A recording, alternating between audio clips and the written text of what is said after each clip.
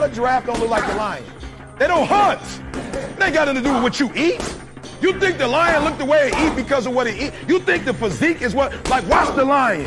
You think that physique is that because of what it eat? It's not. It's the hunt that make it look like that. It's the hunt. Because every time it get up and it go out, it's got to run. Every time it go out, it's got to jump on my man and boom, bring my man to the ground. And I don't know if you watched it or not, but I promise you, whatever they catch, it ain't just letting them eat it. It's a fight going on. And every time it fight, it gets stronger. Every time it fight, it get more ferocious. Every time it fight, it becomes more of what it is.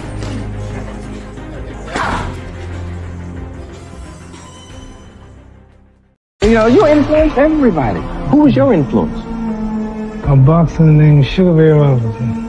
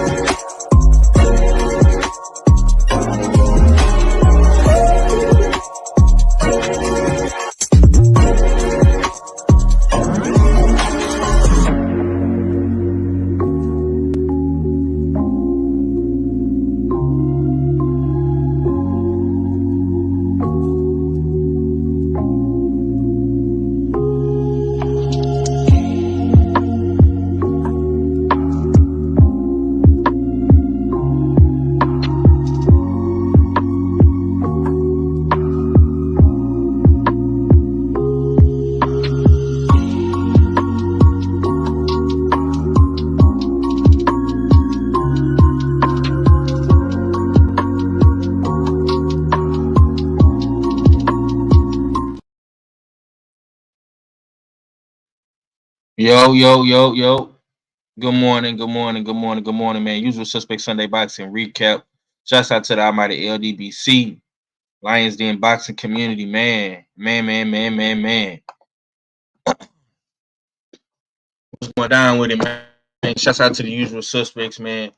I'm not gonna be on here that long, you know what I'm saying? I got other stuff I'm trying to do, so the brothers wanted to try to get on between 11 and 12. So we here at 12 o'clock Texas time, man. Hopefully the brothers can get in and you know what I'm saying, we get in, get out, you know, because we do got the football show coming, Ken and Dro show coming as well. So y'all be sure to tune in to that. All right. So I'm gonna get straight to it, man. I ain't gonna waste no time, man. We did see the Natasha Jonas fight yesterday. It was cool. A lot of people is on social media upset. They saying that Michaela Mayer got robbed, you know what I'm saying? Whatever the case may be. I went back and rewatched the fight. It was a very tough fight to judge. Mayer was doing a lot of good things. She was she had better ring generalship than Natasha Jonas, for sure. She was in a lot of cleaner punches, you know what I'm saying? But Natasha Jonas was also you know, doing a lot of things to keep herself within the fight on the judges' scorecard. Like she would, you know, go to the body, land flashy shots as well. You know what I'm saying? It was a lot of swing rounds. And you know, it's very, very hard to go across, you know what I'm saying, across the, you know, the pond, man, you know what I'm saying, across the Atlantic, man, and, you know, come back with it. You understand me, man? It's only a few boxers that really ever did that for real, for real. It ain't just like everybody go to the UK and win from America. You know what I'm saying? Or even Europe. You know what I'm saying? Australia, wherever dudes got to go to get their title shot. Um, a lot of people gonna say Mayer got robbed and all this and all that. Look, bro, I don't always agree with what Tim Bradley said, but Tim Bradley said it best. Um, he said it best, man. You know what I'm saying? Your manager got to do their job, bro. The manager got it. The manager got to do their job. Point blank. Period. You feel me? If the manager ain't doing their job, then oh well, oh well. You understand? So yeah, I got KG up in here. What's going down with it, bro? Yep, what's up with you, man? Can you hear me? Oh, Yeah, I can hear you. I can hear you. You was a little low, but I can hear you good now though. Uh, yeah, man. I was just in here talking about the Michaela Mayer fight. I was gonna hit you up about this. What was your take on Michaela Mayer? Um, how did you feel about the fight, man? And Natasha Jonas, did you feel like it was a robbery, man? I'm seeing a lot of people calling a robbery on this. we gotta stop. We gotta stop using the word robbery. And I know this one was seen as a robbery, but is it really robbery five when we know when you go to another hometown or another home country, you know what I'm saying, we can stand to get these kind of results. So you know what I'm saying, do we really call it a robbery or the old saying, do not leave it to the judges, do not put it in the judges' hands. Be completely convincing of you know what I'm saying of you showing up, especially with you showing up to somebody else's house. You know what I'm saying? You can't show up to somebody's house and not finish the whole plate. Even though Michaela Mayer, to me, bro, she was putting the punches together. Natasha Jonas looked good with the single punches that she was landed, but she was being pressed backwards. She was being pressed backwards. Michaela, you know what I'm saying? I said it, you know what I'm saying, when we was watching the live. I said, bro, Natasha Jonas is hitting Michaela Mayer, but you know when Michaela Mayer hits Natasha Jonas. They're like, you can clearly see the show. Like the head is snapped back. She's being moved back by the punches. So you can kind of see all of that. You know what I'm saying? So even in the judges' eyes, the judges should have seen it in Michaela Mayer's favor because, like I said, her punches were more intentional. They were more significant. You know what I'm saying? You can see the markings on Natasha Jonas' face. And I know that doesn't win fights, but she was being forcefully pressed backwards. She wasn't fighting off her back foot because she wanted to. She was being pressed backwards. So for every one punch that Natasha Jonas may have landed, Michaela Mayer came with a damn 2 to 3 punch combo on the return. So, and then you heard it throughout the fight. You heard it after the fight. We heard some of our guys said, "Bro, this fight, damn, you know what I'm saying, is scrappy enough that they need to run a rematch regardless who wins." So at the end, that's how I feel. I feel they need to run it back, and if it is back in the same you know what I'm saying area, Michaela Mayer needs to damn you know what I'm saying put her foot a little bit more heavy on the gas because I believe she won that fight, and I believe she could actually beat Natasha Jonas. Okay, yeah, man. Salute to the homie Kano, man. He say Jonas won in his eyes, and Joseph Jackson in his salute, man. Yeah, man. Usual suspect Sundays, man. Smash the like button. We don't really got a lot of fights to talk about today.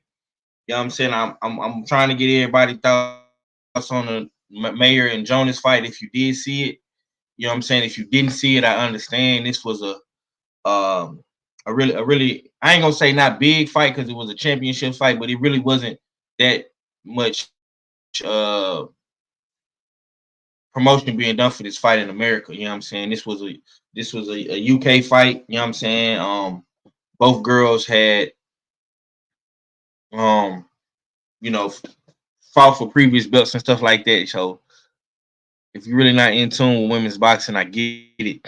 I understand. But yeah, man, I definitely do agree with KG. He say that this fight warrants a rematch. You know what I'm saying? But um, you gotta have your paperwork in order. You gotta have your business affairs in order. And Mayor and her team did not have a paperwork in order. They did not have their business affairs in order. They didn't even have a rematch clause in this fight. So Natasha Jonas can you know, she can ride off into the sunset, you know what I'm saying, as a champion. If she want to come back and fight whoever again, she can. If she want to fight Mary again, she can.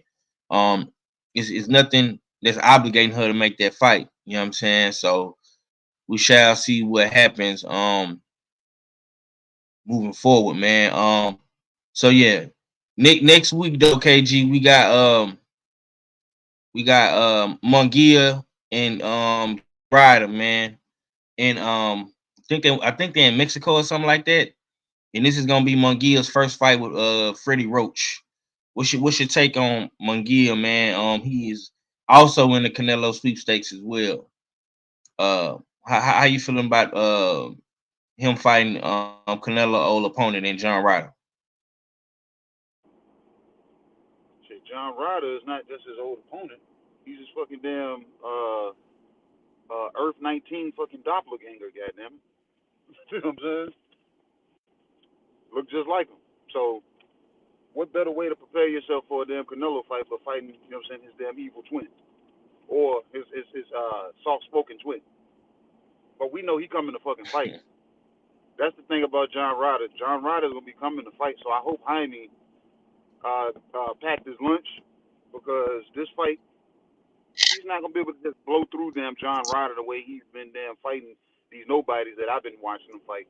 And if he thinks he's gonna be able to damn get a lot of body work off on John Ryder, he got a tall order in hand for that because body work gonna be coming back from John Ryder to him.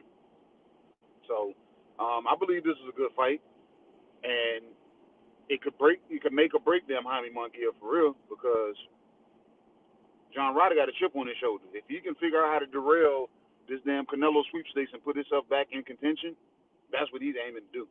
Because we already know he's looking to damn, you know what I'm saying, to fight maybe a Jaime Munguia or even though he said he's not fighting Mexicans. So Jaime damn, you know what I'm saying, makes the cut for whatever reason. But yeah, I believe this is gonna be a good fight, bro. You know what I'm saying? Like I said, and John Ryder, I hope he's not coming in and think he's just gonna blow through him or do what he's been doing. You know what I'm saying? What is he? 40, 48 and 0, 47 and 0, whatever the fuck time he is. And I don't know nobody on his resume. Yeah, yeah, yeah, yeah. Yeah. So yeah, man, I can't. You know what I'm saying? I ain't gonna speak too tough on it because, like I said, that's next week, and then I know we'll damn dig into it because is that a title fight? That's not a title fight, is it? Nah, Yeah. So it's not even a pickup. So, but I know we'll talk about it. yeah, yeah, yeah. It's just something to talk about, man. I don't really care too much for Jaime Munguia myself. You know what I'm saying? I think Jaime has blown a lot of opportunities. You know what I'm saying? He could have fought Janabek, you know what I'm saying? But all these dudes in that 160, 168 realm is they running behind Nello. You know what I'm saying? And I'm not mad at him, you know what I'm saying? That's big money fight, big legacy fight. Of course you want that, man, but you can do other things in between time to build your legacy up, you know what I'm saying? And I think if Munguia would have fought guys like Janabek, if he would have fought a Charlo, you know what I'm saying, or even fight a Benavidez, you know what I'm saying? It's way more lucrative and big fights for you to make, you know what I'm saying, while you while you trying to get that Canelo fight, man. We got my brother Ack Reacher, Ack Wayne in the building. What's going on with it, champ? Nothing chilling, man. I, I thought it was gonna be 11, but it's cool. It's cool. It's cool. It's still early enough. I got you. I got you, bro. Yeah, I thought y'all said 11 or 12. Nah, it's cool. Nah, it's good. It's still good. It's still good. We still good. We gonna rock out. Salute, Yeah. chat. Salute to the good doctor.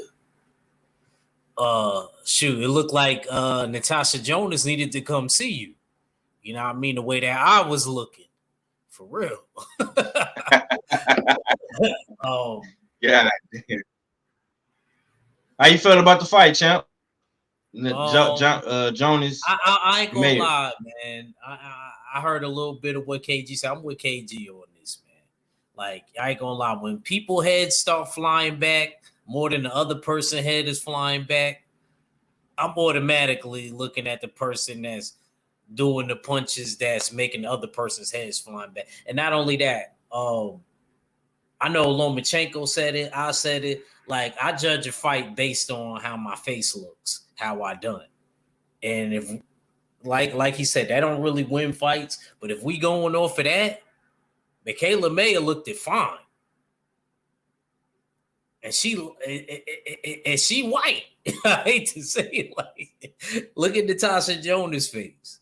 You know what I mean? It was clear who was landing the more significant blows. Was a calculated aggression.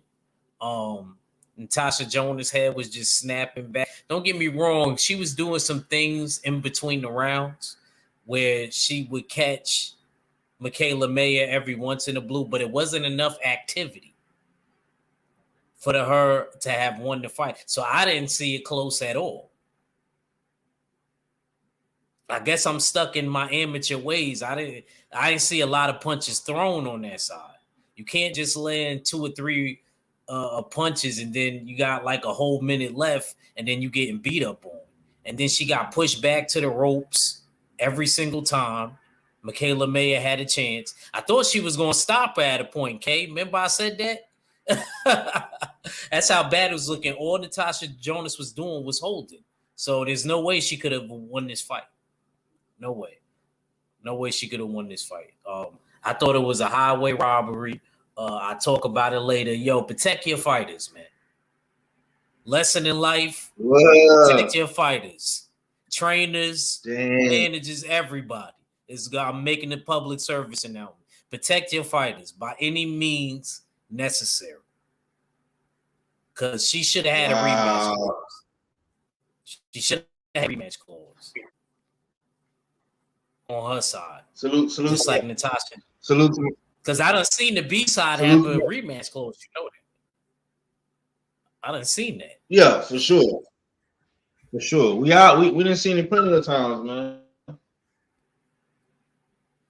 We didn't see it plenty of times, man. Abel, if you didn't watch the fight, Abel, you're gonna have to miss this segment, man. You don't be watching the fights and shit, then you be trying to come and act like you watch the fights, bro. You know what I'm saying? When we get to this other good shit, I'm gonna let you come up, bro. Yeah, man. I mean, accent highway robbery, man. I don't like throwing that word out there. You know what I'm saying?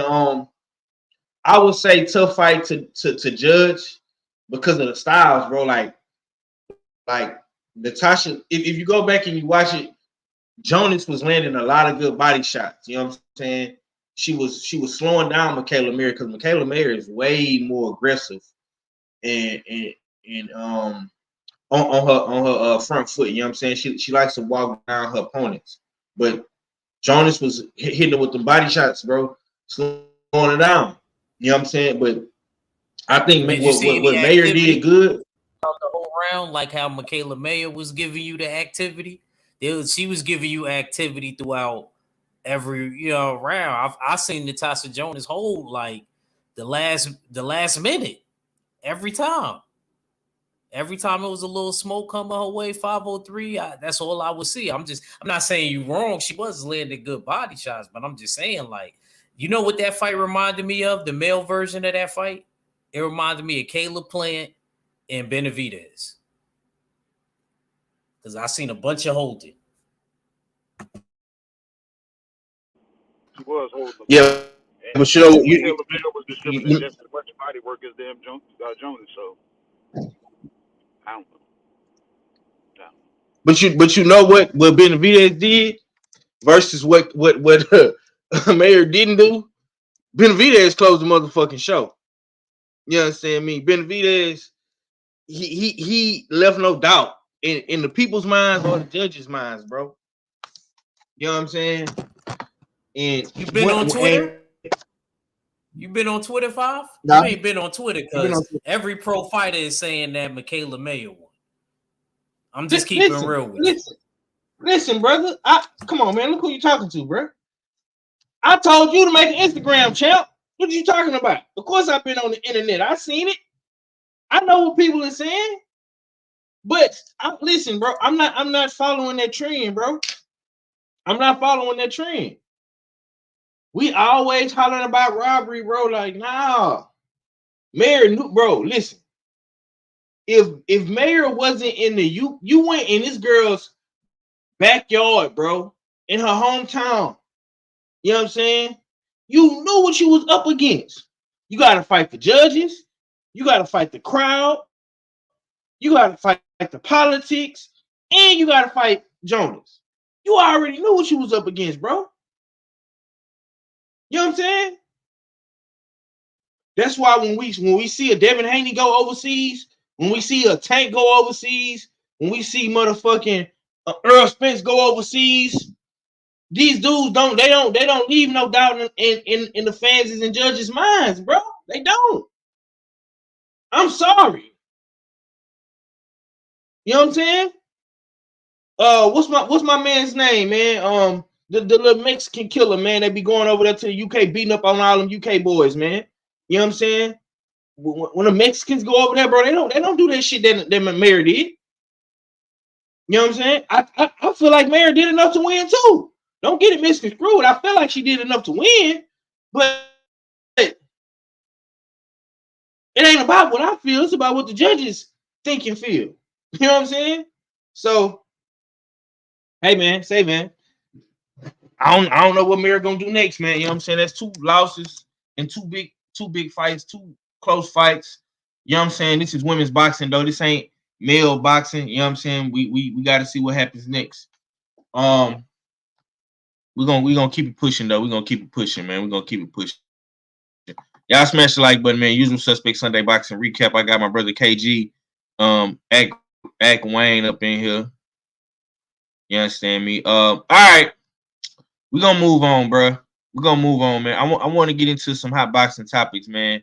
So it's looking like we might get a chance to see Adrian Broner and Devin Haney. Devin Haney did and Bill Haney been talking. Adrian Broner put out a post on Instagram saying he waiting on an offer from the Haneys. I start with you, KG. You know what I'm saying? I know you wasn't really feeling this fight like that. You know what I'm saying? Who do you want to see Devin Haney fight next, man? And why not Adrian Broner?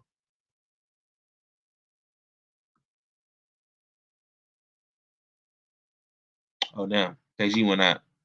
Look like he at the look like my man is at the gun range, man. Finna get it in.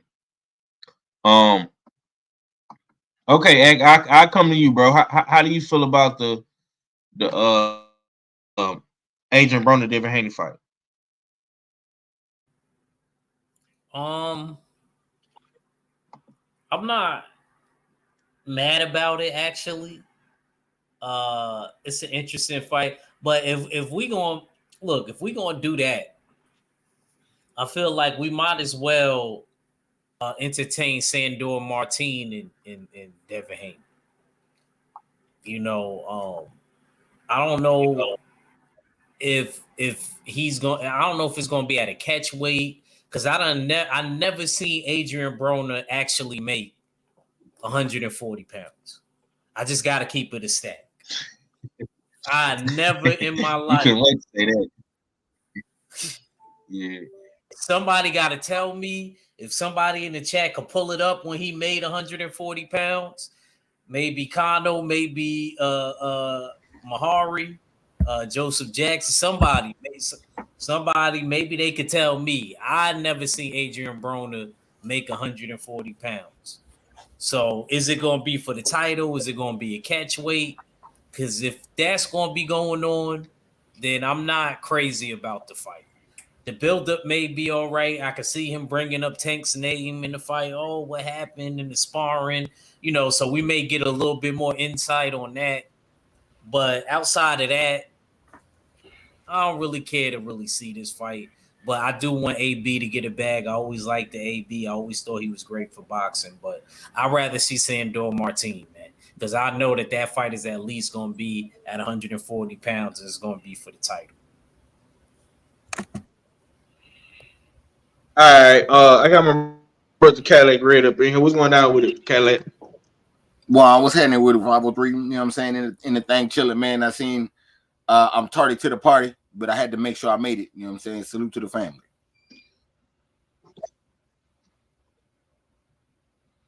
Hey, do me a favor, Red. Share this on your community tab. Send you a link, man. That's what I'm doing. That's what I'm doing right now. I'm in the process of doing it right now. Okay. I appreciate it. Hey, but I sent you a link, man. Check your Gmail, man. So come on to the front. You know what I'm saying? If you want to get on the show, okay, there you go. Ray, give me your thoughts on Natasha Jonas-Mayer. Man, that girl is motherfucking mayonnaise, man. I told y'all, man. Made me pick this motherfucking girl, man. You know what I'm saying? Look, Top Rank don't give a damn about women's boxing. That's why she was halfway the B-side in the Bumgardner fight. And it seems like ever since she lost that, you know what I'm saying, they've been sending her ass out to the wilderness, man. You know what I'm saying? She got to go sell that ass in UK. And that's what it's going to be. And you got to understand that you on somebody else's turf. So what you got to motherfucker take it from them. What ass, Red? Huh? What ass? You got to go sell that crack. You know what I'm saying? A lot of crack. That crack. You're right, man. I'll be on your line for that crack. You know what I'm saying? You got to go sell that butt crack. You know what I'm saying? Because she got a lot of butt crack. You know what I'm saying? I don't know. Maybe not a lot of butt, but a lot of butt crack. You know what I'm saying? You got to sell that. You know what I'm saying? You got to know what it is. Shit. You got to go take that shit. I would like to think that she won the fight. But if you ask me, did she take it from her? Then I would say no. Thank you. That's all I'm saying. You the challenger. You in another motherfucking place. You got to go there and take it from them. You can't just win. You know what I'm saying? Now, yeah, some would like to say she was winning rounds and all that, but no, she didn't take shit. So she wound up losing. Hopefully that's a lesson learned. And if she go out there selling ass in the UK again, she knows she got to take it. You know what I'm saying? From the champion. But that's what I think on it. Okay. We got Mahari. Is it Mahari Neighborhood or is it Mahari Nation Sports Podcast? Which one is it? Y'all need to stop listening to Fence Riding Cadillac Red and his nonsense with the way he talks shit about me every single day, bro. I'm tired of y'all calling me that. It's Mahari Nation Sports Podcast. Stop listening to Cadillac Red for once. I'm sorry? Put some content out and we'll call you Nation. Yeah, be right on sports and shit, and we'll say sports. Oh, really? What is it? Hold on, no. Hold on. I'm gonna make this real quick. I'll make it short and sweet because I don't want to dilute the show. Listen, you didn't want to side with Regis Prograis. You were scared of taking the loss. That's why you deserve the name of the Fence Riding Tag. Listen, you gotta stand with your car at all times. That's where it comes from. You understand? Now I'm telling you the reason. What does that have to do with your name? We talking about you right now. You ain't got to talk about me. I am honest about my assessments and what I see right things now, here. Mahari, because you're scared to make content. Why are you scared to make content? You're riding the fence right now. Oh, really? Okay. Yeah, you want to jump on somebody else's show, but you won't make content. Make some content, Fence Rider. Yeah. Fence Riding Mahari. Mahari Fence Riding Sports Damn Podcast. He ain't even a neighborhood no more. Oh, Fence really? Mahari Damn Nation. Fence Riding. Okay, KG. Now the gloves are coming off. You the biggest fence rider in the nation. Y'all stupid, man. Y'all stupid, man. You won't make any content. Y'all crazy. All right.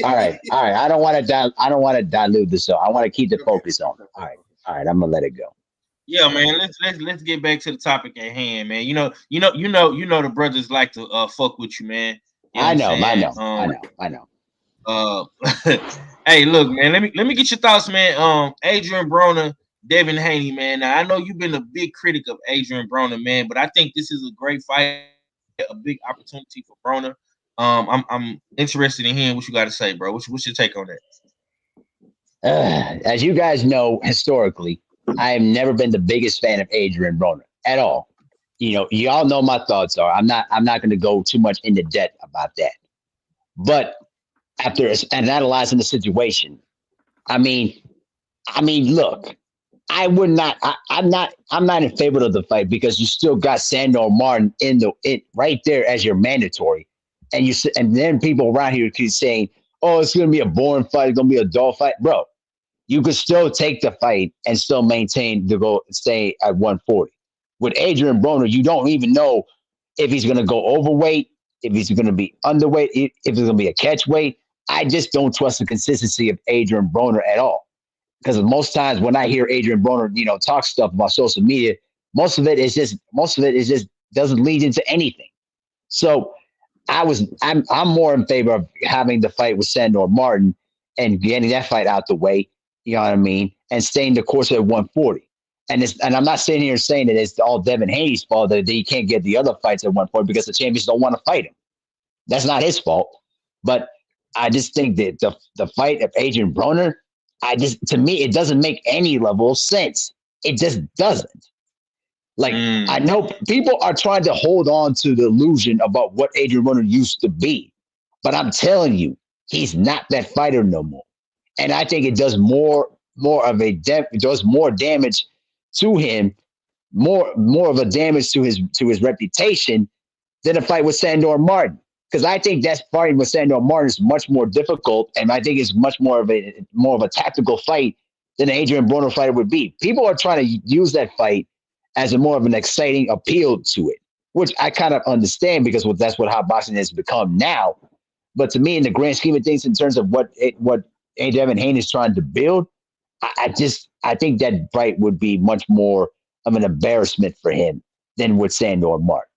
That's just my opinion, but I know the brothers are going to have a little bit of disagreement about that. But listen, if they want to do the fight, cool. But I'm just not in favor of it. I'm just not. Man, but before I let Cadillac Red go, let me say this, dog. I never thought I'd see the day where we choose to give our money to Spain than to give our money to the black man from Ohio. Now this is a boxing community for minorities, whether you black, you know what I'm saying, or you come from Latin descent, you understand me, in America, Puerto Rican, Hispanic, you know what I'm saying, Dominican, you know what I'm saying. We rather advocate for the Spaniard, the colonizers, you understand me, than the black man. Only in the motherfucking America, man. Yeah, this is crazy, man. Listen. Now, I've been very, very clear on my stance on what I want Devin Haney to do next. You know what I'm saying? I said I want Devin Haney to go over to the PBC and get in with the PBC, fight Rolly, fight Matias. I've been clear on that. You know what I'm saying? But if he cannot succeed in those business endeavors, Adrian Broner is a good big money fight, and I'm here for it. I don't want to see no Sandor Martini, fam. I'm sorry. I don't want to. That's not very entertaining to me. It's not going to be entertaining, bro. The dude don't speak no English, and his fighting style ain't very fan friendly. Now, at least with Matias, you know what Matias is going to do. You know Matias is going to try to come in that bitch and knock Devin Haney's head off. Not box circles around Devin Haney. I'm sorry, fam. I just don't care to see no Sandor Martin. I will watch it. I will support it. I even buy it because I fuck with Devin. But to say that I want to see that shit over Adrian Broner, who I know is going to talk cash money shit, who I know is going to be talking shit to Bill and saying that Devin Haney used to get his ass beat in Mayweather gym. I don't want to see that. I want to be entertained. If I'm spending my $80, my $100 on this shit, because you know what? The main reason why I bought the Regis Prograis fight, bro, is because I was entertained. Not only from the ass whooping that Devin Haney put on Regis Prograis, but I was entertained through the promotion of the fight. Whether it was Team Regis or it was Team Haney, they entertained me throughout that motherfucking press conference in the whole build up to the fight. Sandor Martin team is not gonna entertain us, man. They not. I know a lot of people don't like Adrian Broner, and I might even sound like I'm caping for him. You know what I'm saying? But goddamn, dog. like goddamn, KG, I see you keep coming off mute, bro. You got something you want to say? Yeah. Go ahead. Sandor Martin don't speak English. So y'all are discrediting this fight because you're not gonna get the build up and the press conference that you're looking for. But you're more wanting to then be let down by AB like we have been time in and time out every fucking fight. Mahari's gonna say it. Red's gonna say it. Ack might even say it. 5, you gonna say it. Man, this is gonna be a good fight if AB let his hands go. When the fuck has he let his damn hands go, goddammit? So no, Exactly. I don't want to see that goddamn fight, goddammit. Nah, K. I didn't say that. No. I said you may say it. You may say it. I'm going with Sandor Martin. I don't look, 5. I don't want to see that fight, man. Ain't no disrespect to AB, but his time has came and went and passed over daggone several times and several fucking promotional daggone teams daggone later, goddammit. I'm sorry. Exactly. I like AB, but not when it comes to daggone fucking damn putting him in the ring. Yeah, he can damn be what was Obama's daggone fucking translator, Luther? He could be fucking Sandor Martin's Luther for this damn build-up. So when Sandor Martin is talking, AB could be his translator shit talking, goddammit. We can include AB somehow, but he don't need to be in the ring with Devin Haney, who has clearly evolved to another level to a certain point that AB is not gonna let his hands go. And fucking it's gonna look so fucking one-sided, it's gonna almost probably look worse than the Regis fight. Why do Thank that? you. Why even do that? And we know here's AB's not gonna let his hands go. I agree bro. 1,000% on that. We know he's You want to know why? You want to know why, big bro? Because what we always saying, you know this. You a coach, act a boxer. Everybody on this bitch is content creators. Yeah. Knockout, sell, nigga. So Devin Haney's gonna knock out Adrian Broner? He can knock out Sandor Martin. No, he could probably drop him. He could probably drop him. And look, he ain't knocking out Adrian. And look, that's another niche, a little notch on his belt over damn T.O. because T.O. got a split against him. Go beat him the fuck up worse than damn T.O. did. Fight your mandatory. Stay the course. I'm looking to damn gain titles. I'm looking to take over this division. And in the meantime, since niggas don't want to fucking fight me, let me fight my mandatory to let niggas know I'm staying active. I'm not about to put money in AB pocket, man. He not gonna let his hands go. Right. If AB was actually taking this shit serious and we knew he was gonna go in here and put up a fight, man, throw the fucking house at fucking AB. But we know he's not gonna let his hands go. We done said exactly, this shit bro. Look, every time AB then retired and left and came back with the belly hanging over his belt, all this, man, AB have let his hands go. If you let his hands go, bro, this not gonna fucking happen. Especially not in this fight. Dev is damn evolved too far forward. Now, if he fought Dev maybe 3 or 4 fights ago, I can see him. We saying, all right, we don't know what's gonna happen with Dev. We don't know what's gonna happen with AB. We know clearly what the fuck gonna happen. No, AB. Then Dev needs to fight them. His mandatory. If Sandor Martin, if Sabril Matias' damn hand is good, he needs to fight him. He needs to stay the course that he's on. Don't fucking derail that shit by they're gonna putting some shit in somebody's pocket that ain't gonna fucking be grateful for it. AB ain't about to be grateful for that shit. That's an opportunity for him to get paid. Why are we paying a nigga that ain't gonna let his hands go? Thank you. And again, that's not gonna fight when he get in the ring. I don't want to see. See, KG, that's the thing. KG, that's the thing too. Hold up, Mahar, because I want to hear what Red got to say. Red ain't cooked on this yet. Go ahead, Red. I saved Red for last for a reason, because you know he's Team Devin Haney. So go ahead, Red. Go ahead. So we saying so. Here we go. What's the question again? Let me make sure I got the question right. Okay, so the question is: would you rather see a Spaniard who ain't gonna be entertaining, can't speak no English, fight your man's Devin Haney, or would you rather see I do it for the hood, AB that's gonna talk shit and that's gonna entertain you the whole time? Go Not ahead. in the fight though. Not in the fight. Okay. It's really easy to say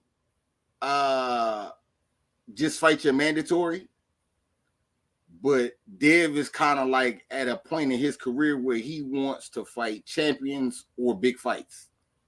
Mandatories are gonna happen when they're forced, and right now ain't nobody forcing Sandor Martin. I could understand where the brothers say AB might not come in there and throw his hands. But AB is also a savvy vet, and he might have some tricks up his sleeve for Dev. I'm not mad at an AB fight at all. Like, I mean, okay, if the other fighters could fight lower level competition and they hype these guys up, why can't Dev fight a legend? I'm lost. You know what I'm saying? Like this nigga Tank, this nigga, they talking about Tank. The last two opponents that I've heard PBC call out for Tank has been motherfucking Isaac Cruz and El Rayo. Motherfucking Shakur Stevenson is trying to fight Navarrete. And motherfuckers is trying to tell me that this damn AB fight ain't good? Shit. It's better than those. It's better than those motherfucking fights all the way around. You know what I'm saying? So my God. You can't get mad for him fighting the same type of motherfucking fight, but actually it's a better fight than his contemporaries. You know what I'm saying? What the fuck? I mean, that's just how I'm looking at this shit. Like, it wasn't... I remember Ryan saying he wanted to fight AB. You know what I'm saying? I remember motherfucker Eddie Hearn stayed trying to say Conor Ben gonna fight AB. You know what I'm saying? So for Dev to go ahead and fight AB, I don't see it a problem. I'm like, yo, fuck it. Let him rock.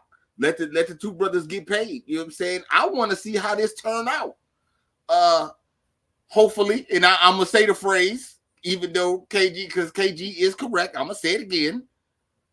Hopefully, AB getting that motherfucker let his hands go. Hopefully, AB get that motherfucker let his hands go. You know what I'm saying? And Dev show that he has, like KG has said on the other side too, he has leveled up a couple of times. You know what I'm saying? Since those younger days. So I want to see it, man. I don't mind seeing it. I know the build-up gonna be good. I know if AB don't throw his hands, Dev gonna beat his ass. You know what I'm saying? And I ain't never really seen AB just get out there and just start getting his ass whipped. Even like in the Maidana fight, he was trying to throw hands then. You know what I'm saying? So yeah, it's gonna be, he not gonna have no choice but to throw hands or get beat up. So yeah, man, I want to see it though. I want to see it. I don't mind Dev fighting a legend. The other fighters try to fight and couldn't get the deal done for the fight. So yeah, man. Let me see if Dev could get the deal done. Let me see if it's gonna be a big fight. And I'm here for it. I'm definitely here for it. Okay. Salute to Son of Tank, man. He say if Dev doesn't fight Martin, they will say Devin a duck. Listen, man. Listen. Let me say this. It don't matter. Like when you get to a level of a Tank, you get to a level of a Devin, a level of like Canelo. When you're that guy in and around your weight class, bro, it don't matter what you do, bro. Somebody's gonna say you ducking it. You know what I'm saying? I disagree, Five. I'm sorry. I don't even mean to cut you off. I disagree with that. Go ahead. Dev not ducking Sandor Martin if he don't fight him next. Dev will be ducking Sandor Martin if they call for the fight. You know what I'm saying? And then he ain't want to fight him. then you might have a slight argument. You know what I'm saying? But nah, they ain't even calling for this shit. The WBC on some chill time. So if he got the time in between, shit, I'll go ahead and fight an AB or give me a big fight a Ryan, or you know what I'm saying? Whatever. So I would say that before I say he ducking Sandor Martin. Shit. Sandor Martin took an L in his last fight, if I'm not mistaken. So you can relax. Yeah, he won his last 2 fights. Oh, he won his last. My fault. I was thinking about the TA. Okay, man. Nigga had T.O. asking himself, "Do I still have it?" Fuck if he can speak English or not, goddammit. He had T.O. saying, "Do I still have it?" Really, and yo, Right. KG got an ill point, and that's why the AB fighting, but fighting Sandor Martin just off the strength that he beat T.O. Like he beat T.O. Mm-hmm. Fuck with it. Fuck with this. That's why niggas not giving T.O. respect for being number 1 in the division or no lineal, because he got his ass whipped. You know what I'm saying? He didn't even deserve a title shot. That was supposed to be Sandor Martin against Josh Taylor. This I agree with. So I mean, you said you can't. I don't want to try to shit on Sandor Martin. And if they go in there and fight him instead, and he wind up putting a demo down on Sandor Martin, it do make T.O. look bad. Yeah. You know what I'm saying? But okay. Let me finish my point, because Red got the cooking off what he disagreed with what I said. You know what I'm saying? Let me finish my point, and I'm gonna rebuttal what Red just said, right? Niggas say fight Sandor Martin because he beat T.O. But didn't Devin Haney just beat the nigga at 135 that clearly whooped Teofimo ass on paper and in the ring? He just did. He just did that, bro. Twice. Keep it going. So why do he gotta keep fighting niggas that Teofimo got beat up by? What is he getting out of that? He already did the shit. Matter of fact, you know what I'm saying? I take that back. He did it 3 times. Because a lot of niggas will tell you that Lomachenko beat Teofimo Lopez too. A lot of niggas will tell you that. I won't say that. I won't say it, but some niggas will say it. You know what I'm saying? So he beat Kambosos twice. That arguably, not arguably, but did get their ass beat by Teofimo. He beat Lomachenko. That was a debatable fight. You know what I'm saying? You got to go and beat another nigga that arguably lost to Teofimo. Fuck that, man. Stop running behind all these niggas that beat up Teofimo. Make your own lane. Do your own things, bro. Yeah, do your own thing. Hold on, KG. Do your own thing. Hold on, KG. Hold on, look, KG, because that's beautiful what he said. Look, KG. I'm a rebuttal his rebuttal. What you're saying is correct, Five, and I don't disagree with you. I'll rebuttal next. If you look at Devin Haney path, that's what he been doing. As far as Tank go, I'm fighting all the niggas that you was scared to fight. And this motherfucker, as far as T.O. go, I'm fighting all the niggas that done whipped your ass. And I'm showing you how you should have did it. So, I mean, that seems like that's right on schedule. Yeah. But, I mean, I agree with you, man. Fighting a legend is worth more to me than that. Thank you. Hey, that's all I'm saying, bro. Hey, but look. AB is a legend? Fucking right. Fuck wrong with you, man. Don't do that. Don't do that. He's not a legend. Stop. Don't do that. Stop. Boy, that boy is a legend, man. No, he's not, bro. Legend, don't even try. Okay, I can't do this no more. I'm gonna tell you why he a legend. Because he retired and went on a stint where he wasn't boxing, and the nigga that barely made content would still make content talking about him. Tell him, Mahar. First of all, don't even try that shit with me. You understand? We're not talking about me. I'm talking about Adrian Broner here. So you need to cut the fence line and BS. Okay? Let me tell you something right now why he's not a legend. Give me one fight out of Adrian Broner's career that you could say that was his most defining fight. Give me one. Tell me. That's for you, Cadillac Red. Answer that question. Give me one fight out of Adrian Broner's career that you could say that was his most defining fight that made him a legend. All right, I'm gonna pull it up. Go ahead and cook. I'm gonna pull it up. I got one for you just off the rip. Another New York nigga. Paulie Go ahead, Malignaggi, nigga.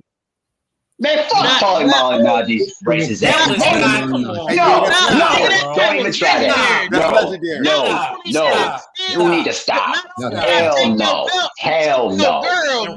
And Red, don't laugh, Red. Cadillac, Don't laugh, I mean Red, because 503. Lamont Roach 503. lost Don't to a do New that, York bro. nigga. Don't do His that. first loss. Don't do that. So don't even play them games. You're more Yeah, than Go crazy. thank you. That's some Thank you. legendary shit. Yeah. That's legendary. 503. That no. Saying that New No. York stuff. Listen, you listen, Mahar. This is what you got to understand, right? Y'all just basing the legendary status off of boxing. Broner is a legendary icon, hood figure in urban Central America. See how I broke that shit down? It don't matter, bro. Yeah, that's It's about if completely he lets his different. hands That's go. That's the completely different, point. Bob. That's completely. Y'all gotta let me talk. Y'all gotta let me talk. You know what I'm saying? I'm gonna let you talk. I'm gonna let all my brothers talk. Y'all know how I get down. Broner is a legend. He is a folktale legend in urban America, bro. It ain't just boxing. Fuck the fact that Broner was the fastest 3-time world champion in 3 weight divisions. So all this shit that Dev and them didn't did, becoming multiple weight division champions, He's the being fourth. 20. He won 4 times. First black African American, youngest African American. You know what I mean? But he's not the youngest like to do it because Oscar De La Hoya got him by a year or 2. Oscar De La Hoya got his 4 belt. He was younger, but African American wise, he got it. So yeah, go ahead. That's all I'm saying, bro. That's all I'm saying, bro. Broner.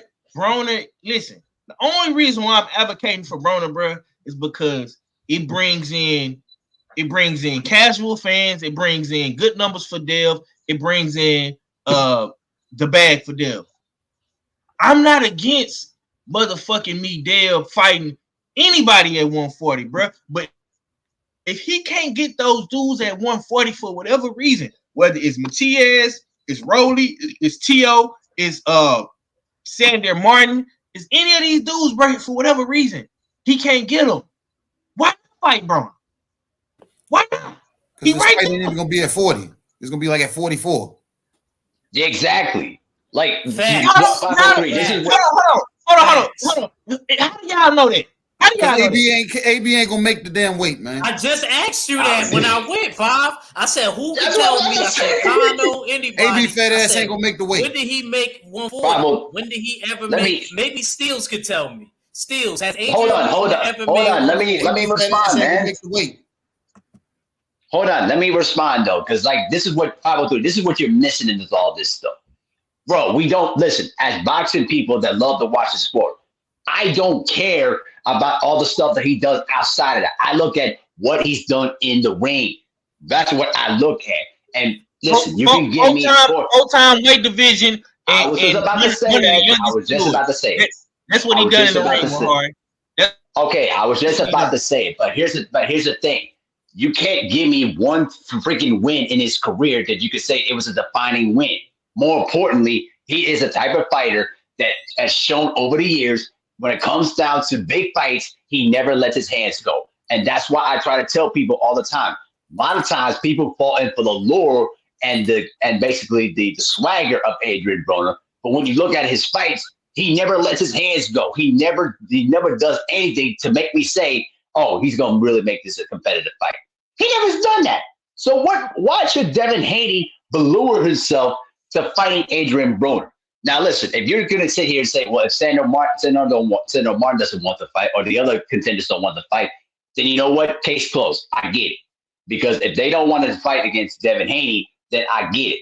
But listen, if Sandor Martin wants to fight and he's your mandatory, and that's much more of a tougher fight than I would say than Adrian Broner, I would take Sandor Martin over Adrian Broner. I'm sorry. There's nothing to me that justifies having a fight with Adrian Broner. I don't care what anyone else in the LDBC say.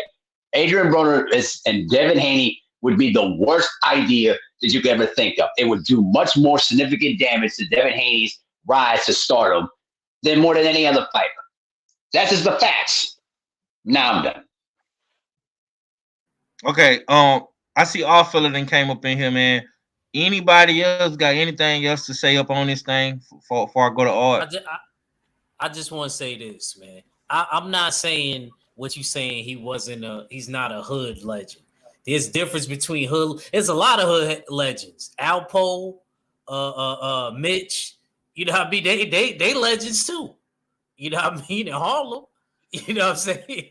Not just the Pay the Fool movie. You know what I mean? They was actual legends. But if we talk about in the ring, I feel what Mahari was saying. Like we talk about at his craft. Boxing is a part of his life. Not him just making the antics and being a buffoon sometimes. I love AB. I think he's funny. I think he is good for the sport. But he done left and came back so many times that I feel like he damaged his own career. Not just physically, psychologically. You know what I mean? Being away from the sport for so long. So a lot of us, just like KG was alluding to, sometimes we have a problem taking him seriously. Now, if it would have been an AB that was still in the sport, that stayed there and stuff like that, I think it would have been a lot better look for Devin Haney to get that fight. And I do agree with Abel with another thing. If nobody else at 140 is willing to fight Devin Haney and he can't get those other fights, which I don't think so, because I think Subriel, he got something to say to everybody at 140, including Devin. You know what I mean? Okay. I'm just keeping it. Primo said he got a lot to say.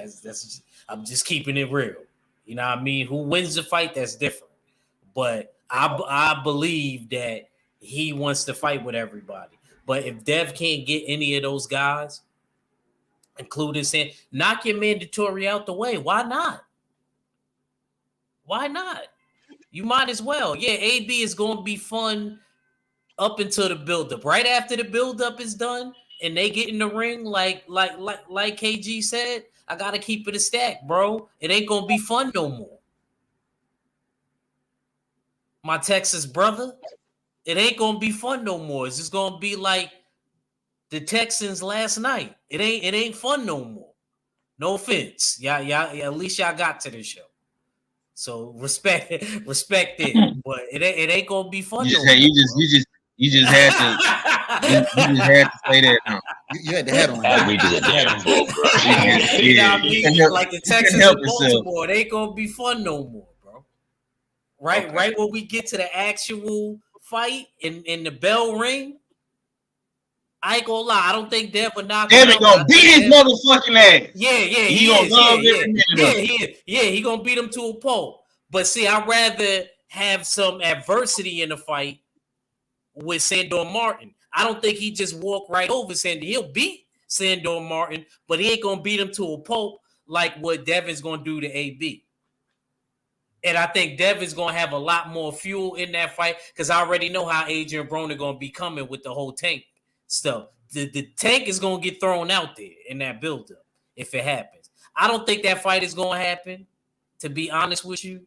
But I don't mind if Devin don't got nobody else to fight. I say fight Sandor Martin and just get that mandatory out the way so that you could cruise into the sunset. Man, because he got up into a year to fight Sandor Martin. Because he's a WBC champion. So he got up into a year. He just won it. So he got up into a year. So me, just knock that out the way so you could do whatever you want. Okay. Anybody else? Going once, going twice? Anybody else? I want everybody to get their rocks off. So niggas won't say, man, Father ain't let me talk. Anybody else got something they want to say before I go to art? We good, brother. We good. Going once, going twice. Can we move on? All right. Thank you. All right, man. We got my co-host in the building, man. Jay Steele's the odd fella, man. Usual Suspect Sunday Boxing Recap. We get into a lot of hot boxing topics, man. We're going to keep it pushing, man. But first things first, man, we got to go to Planet Art, fella, man. What's going on with the art? Y'all know what it is. It's your favorite, your most hated art fella, back for another one. Pull up. It's Usual Suspect Sundays with the 503 line. Mr. Texas Drip, you in the dig. Big up to the chat. And of course, big up to the Usual Suspect 6. Make sure y'all tap in the usualsuspect6.com for the best pound for pound ranking in the sport right now. You in the dig. Yeah, I hear y'all cooking on this this Devin situation heavily. You know what I mean? Some good arguments. And oddly enough, y'all, I'm on the side with Mahari. Wow. I'm on the side of Mahari, dog. You know what I mean? But not all the way, but I'm leaning towards his sentiments more so. And here's why. You know what I mean? To me, I think it's an overstatement saying that AB is a legend. You know what I mean? What really has he done legendary in the sport? He might be a legend per se as somewhat of a celebrity star that's been able to have some crossover appeal to certain segments of the population. But when we're talking about a legend in the sport, I don't think AB's reached that pinnacle. You know what I mean? Felice Johnson is a legend. You know what I mean? But in the penitentiary and on Boondocks. You know what I mean? So we that word can be loaded in a sense. I do agree that AB would be a entertaining lead up, but once the lead up is finished and we get to the fight, I predict it's going to be a glorified sparring session. You know what I mean? A lot of posing and a lot of AB being frozen by the speed and the precision of Devin Haney. It's going to be a glorified sparring session. You know what I mean? Guys getting working up a bit of a sweat, and that's about it. I don't anticipate AB to go balls to the walls and try to knock out or try to stop Devin Haney, and vice versa. I don't see Devin Haney trying to go all out to knock out AB. So it's putting these two guys in the ring. To me, it doesn't spell it doesn't look like the recipe for an entertaining fight. Straight, simple and plain. You know what I mean? So I'm not too much for this whole AB situation, but I can understand it. You know what I mean? I can understand it because Dev has been fighting a lot of formidable opponents. You know what I mean? He's kept a formidable schedule. You know what I mean? Fight, going against Kambosos back to back in his homeland. You know what I mean? Facing Lomachenko, and then moving up to face Regis Prograis. With that being said, you could argue that Devin Haney and the activity and the level of opposition that he's been taking, that he's good for, you know what I mean, a little soft touch or a softer touch, I would say. And in my opinion, at this rate of his career, at this point of his career, AB is a softer touch. He's not a factor at 140. Let's be real. Niggas want to throw around legendary terms and legendary names, but at the same time, in the recent, we look at AB in the present, he's not a ranked fighter. I don't think in any of the sanctioner bodies at 140. You know what I mean? So this is, to me, it would be conjured up as a soft touch for Devin Haney, and I'm all right with that. Only if he keeps up his level of activity, because a lot of these fighters, once they get to that championship, that super championship status, they kind of tone back on their activity. I'm only waiting for the big fights, 1 fight a year, 2 fight a year, maybe. Well, you can't afford Devin Haney to be fighting 1 fight a year, and the 1 fight's going to be AB, or 2 fights a year, and that one fight's gonna be AB, and then we getting another decent fight. You know what I mean? If Devin keeps up that activity of fighting like three times a year, this one AB fight don't matter. You know what I mean? Go ahead and do it. You know what I mean? Stay busy, young brother. But I can see where Axe coming from. Get the mandatory out of the way. You know what I mean? So it doesn't come back to bite you when there's opportunities for unification. When these niggas finally find their pen and come to the table and sign like Sabril Matias or possibly Teofimo Lopez, there won't be no flies in the ointment saying, yo, you got to fight your mandatory. So I think it might be strategically smart to go ahead and get Garcia, or what's his name, Sandor Martina, out of the way, beat him better than Teofimo Lopez, and maybe that might even light a bigger fire under Teofimo Lopez to get this fight done between him and Devin Haney. You know what I mean? So going back to AB, there's also other fighters at 142. You know what I mean? When you could look at, I know he's not as much known as AB, but he's a player at 140, and he was on Devin Haney's undercard, and that's Liam Pero. You know what I mean? That's a fight that could be taken. You know what I mean? That's legitimate. You know what I mean? More legitimate to what AB is doing right now. You know what I mean? You got Richardson Hitchens. Why couldn't that be a big fight in New York? You know what I mean? Why couldn't Devin Haney sell out the big arena, not the Hulu Theater, with Richardson Hitchens? That makes Teofimo Lopez look even smaller.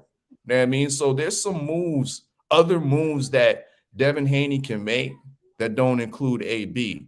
But if it does, I'm not all the way mad at it, but I think there's still better opposition and better options for Devin. That's my take. All right, man. I see what I'm gonna have to do. I'm gonna have to make a video about this shit, cause yeah, man. Jay Good say Devin Haney. He say Devin heavy lifting Haney can do what he wants at this point based off his contemporaries, man. Facts, man. He say we seen this shit before. One fighter has all the demands and expectations to fight certain fighters and all the fighters. While it's a cakewalk for his contemporaries. Exactly, bro. Exactly. To me, it seemed like AB is the easiest to deal with, but they won't tell you that part. You know what I'm saying? Devin Haney, man, he got to try to fight. He got to try and make the tank fight, man, and take the suckers deal again. Yeah, and Shakur Stevenson, he got to take the suckers deal, man, because Devin, come on, bro. It don't make no sense, man. Jay Good also said Ryan was trying to fight AB a couple months ago. I'd rather he be on Devin's resume than an undeserving Ryan. Garcia, AB in the Bay with Dev is a hood sellout. Thank you. That's all I'm saying. Why do Devin have to go to New York and beat another New York nigga up and another New York nigga lose? Ain't y'all tired of seeing niggas from New York get beat up? Yeah, I'm tired of that shit. I don't want to see another New York nigga get beat up. I don't want to see that. I just seen one get put on a t-shirt a few weeks ago. In the other week, Scoop Ball Head got put on a t-shirt from not listening to Sosa. I don't care to see another. I want to see some New York niggas win. Can some New York niggas go out and win for me? T.O. It ain't that time. You know what I'm saying? Yeah, man. I'm just saying. Time to win. Let them keep getting beat up, goddammit. It don't matter. Salute to my big brother, man. Stay ready, Boxing TV. He say he at work, but I'm tapped in, man. I know you at work, big bro. I know if you wasn't getting all that Skrilla, you know what I'm saying, you'll be on the show with us, man. But when I see you, whenever I see you, my boy, drinks is gonna be on you, my boy. I know you getting all the money. You can't tell me you ain't got no money. Stay ready. You got all of the money and all of the bitches too. It's just, I don't know. Let's stay safe. You know what I'm saying? Jay Good say free Gerald Miller, man. Yeah, man. Free Big Baby, man. All right, man. I got some more topics I want to get to, man. This has been a good one. I appreciate all of the brothers' input and you know what I'm saying, takes on this, man. This was some hot takes, man. So since we're talking about, you know, big fights and whatnot, man. Salute to the homie Ray Jackson on Twitter, asking me if I'm on Twitter, nigga. Come on now, champ. I told you to get on Instagram. You don't think I'm on the internet? You know what I'm saying? Ray Jackson said, and Ray Jackson got a very popular Twitter. You know what I'm saying? A lot of boxers respond to him. He be having Twitter, the Twitter boxing, you know what I'm saying, popping.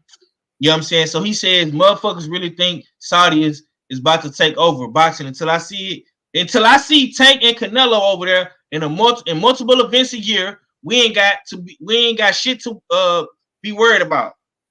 You can't take over a sport without the biggest stars on board, and he do got a point. So this is what Tank Davis said. He say, they made me mad. If they want, they gotta send me something to my front door, like 2 Ferraris or something. So Tank Davis say, in order for him to go to Saudi, you got to do something to make me feel good. He want them Ferraris sent to the front door and be more. I want to come back to my foreign correspondent on this, man. You know what I'm saying? He is the diplomat on the show. What's your take on what Tank Davis is saying, man? Do you think, you know what I'm saying, His Excellent Turkey and the Prince can send over the Ferraris, man, to get Tank to come outside and play, you know what I'm saying, in Saudi Arabia, man? What's your take on that? This reminds me of this artist that I was booking for a show, booking for a hip hop show, and he's like, yeah, I'll do it, but you got to make sure you have, first of all, some I need a half quarter of some Girl Scout cookies, cool. I need a Century Sam. That's a blunt that you can only get in Canada. You know what I mean? Cool. Then he asked me for some organic orange juice. And I'm thinking, I'm going to go get some organic orange juice. You know what I mean? This guy, and I start thinking, yo, this guy's a diva. You know what I mean? You out here, you know what I mean? This ain't no concert. This is a showcase. You know what I mean? We go have probably 50 to 75 people up in here, and you asking for all these little, you know what I mean, little demands and shit like that. Like, who the fuck is you? Who the fuck is you thinking you got all this power to be asking an odd filler for organic orange juice, nigga? You just need, you lucky if you're gonna get Tropicana, nigga. And this is what Devin Haney's out here doing, asking for 2 Ferraris. Oh, they made me mad. I might come over if they send me 2 Ferraris. That's some diva shit. That's some straight hoe ass shit, nigga. You know what I mean? We talking about the Saudis trying to put together the biggest, you know what I mean, the biggest fight in the lighter weights in boxing, and you here trying to, you know what I mean, make demands for Ferraris instead of make some real business moves. I don't like it at all. It looks real hostile from Abdul Rahid. You know what I mean? And it's hard for me to say that name now because that name doesn't suggest a diva. You know what I mean? You didn't go here, you know what I mean, and enlighten yourself and take on a new name to start acting like a little bitch ass diva, asking for Birkin bags and Ferraris and shit. Like, so yeah, I ain't feeling that. And it, to me, it spells, unfortunately, it smells like a duck. He's low-key ducking. Apparently he turned down or didn't really want to entertain the 20 million Bill Haney offered Tank, and now it's coming straight. Now you hearing the now you hearing it from the source that His Excellency say, yeah, we want to make that fight. And we know His Excellency got beaucoup of dollars over there and ready to invest in the sport. And this is what you come back to the excellency and say, I'm mad. Y'all made me mad. Y'all got to pay me to get 2 Ferraris over here at my front door so we can get this cracking. I don't like that at all, man. It sounds like a duck. You know what I mean? We're going to see where this go. I don't know if this was influenced by Floyd Joy, because we know His Excellency does not have the best of regards or the highest regards for Floyd Mayweather. And we know Floyd Mayweather is still Tank Davis's boss. So is this type of sentiment coming from Tank emanating from Floyd Mayweather? We shall see. That's my take. All right. Let's go to the number 1 Tank Davis fan in the room. And I ain't talking about Cadillac Red, you know what I'm saying? I ain't talking about KG, I ain't talking about Mahari, but I am talking about Harlem, Act Wayne. You understand me? You asked me if I've been on Twitter, man. I'm on Twitter, champ. I see you hating on New York. I heard you. Listen, man. Look, man, because Baltimore did that to you, I don't even think you should be showing this right now. Because Tank was very happy about that win. So I know why you're showing this right now, 503. Because of what happened to the Texans. It's all good though, champ. It's all good. Yeah, this dude here, man. Crazy. You left it back. I was looking for you last night when we was watching it. You left so yeah, I had to get up out of there. Okay, I understand. Look, even though Tank Davis is my guy, I like Tank, but I gotta keep it real. This is like on a serious note. Like, that's like, come on, bro. They gotta send over 2 Ferraris. Seriously, G. Like, all right, now it's getting out of control. I still favor you to win in the fight. And this is the biggest fight in boxing. Don't get it twisted. Y'all. This is definitely the biggest fight in boxing over all other fights that you could think of. Just because of the rivalry and the history of these two, that alone makes it the biggest fight in boxing. And I already know, I could see the celebrities that's going to be pulling. Shoot, you see how T.O. try to get Elon Musk to pull up to his fight, and you ain't see nobody buy nothing in the celebrity booth. Elon Musk is pulling up to that Devin and Tank fight. Don't be surprised if you see him pull up. But you're gonna see a plethora of celebrities there. This fight gotta happen, Tank. Thanks. I don't know if Tank is gonna make it happen. I feel like this is a fair fight. Fight. Like, that might be Tank's last fight. I feel like it's going to be one of those fights where it's the last couple of fights. Like him, Shakur. If he do fight those dudes, that's going to be like his farewell tour. And it's probably going to be a wrap after that. So that's what I'm starting to believe right now. That's why he's not entertained. He got a lot more steam in the engine. So I don't know where he's going to go, because I was thinking, like everybody else was saying, even though I didn't confirm it, that maybe he might fight Pitbull Cruz, but Pitbull Cruz might be tied up with Rolly. Allegedly. Y'all got to check that out on my What If series. I don't know, man. I'm just back to Tank. I just wish he didn't even talk about it. If he ain't gonna give us the fight, right now, I would say don't even talk about it. That Ray dude, that Texas dude, I watch him on Twitter 503. It's too many Devin Haney fans in here for you to even post anything he does, because he hate Devin Haney. All I see him do is hate on Devin Haney. Objectivity, my brother. Objectivity. All he do, you know what I mean? Is hate on Dev. You know, and I watch, I'll be like, damn.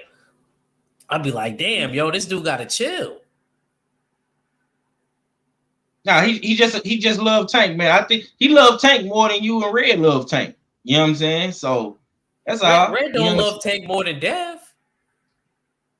Well, that's true. If Tank and Dev was dangling off a cliff, you already know what happened. You know what Red gonna do. Oh, yeah, Tank man. Yeah, go.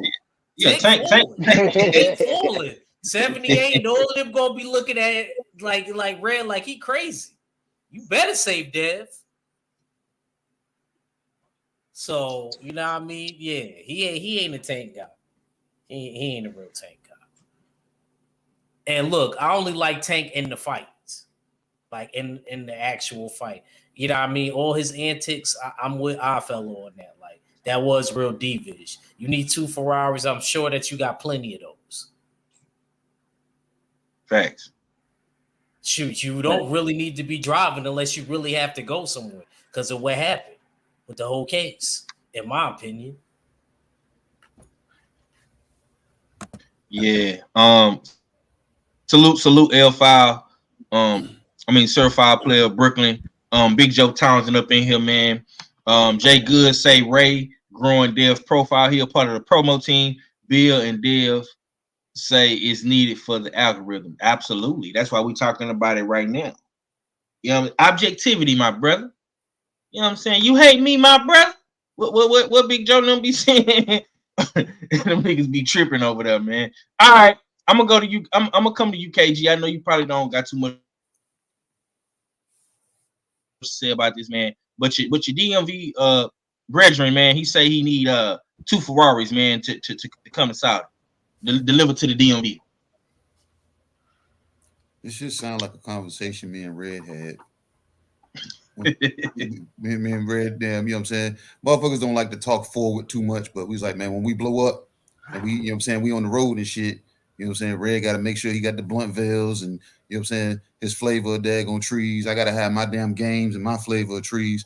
And I said, Red, make sure they got Eternal Life water for me too. Red was like, man, you asking for too fucking much, damn Cage. I was like, but Red, but you got to get Red peanut M&Ms and all I want is the water. You know what I'm saying? And Red's like, bro, you asking for too much. They ain't gonna give it to us. That's what damn Tank is doing, damn, on purpose. Niggas is gonna pay him good if he come to fucking Saudi, but ain't no motherfuckers gonna pull up and put 2 Ferraris at his front fucking door. But these motherfuckers got the bobble and pit of money. What if they call his bluff and do pull up to his daggone crib with 2 fucking Ferraris? Is he gonna say they the wrong colors? Is he gonna say they the wrong year? You know what I'm saying? Is he gonna say I like it? Is he gonna say he wanted the Ferrari Enzo? You know what I'm saying, with the 1 seat in it? You know what I'm saying? Y'all got it wrong. Y'all still making me mad. You know what I'm saying? I ain't never heard of a nigga that gonna say, "Hey, I'm offering you money," and you say, "Y'all making me mad." Now, if a nigga lowballing me or disrespecting me based off the damn bread, I can understand that. I can understand that. You know what I'm saying, fully. But what if they gonna do it? And all the what ifs that we've had with daggone with His Excellency Turkey al-Sheikh, goddamn it, this motherfucker damn don't fucking damn let no grass grow under his feet. That motherfucker damn put damn Queensberry and Matchroom pressure on them, telling them I need y'all best 5 fighters against your best 5 fighters. Them niggas shook hands 2 days later. You know what I'm saying? They sat down at the table and signed the paperwork for that shit. So it's clearly that this nigga is not playing. Every time I see him on my post, I see comments in the comments. Who is he to damn think he runs boxing? I said, bro, he don't think he run boxing. The motherfuckers that's chasing the bag is daggone making him run boxing right now because that's what the kids want right now. They want the bag. That brings me back to damn Tank. Watching Tank's career, we clearly saw he was on the Mexican diet.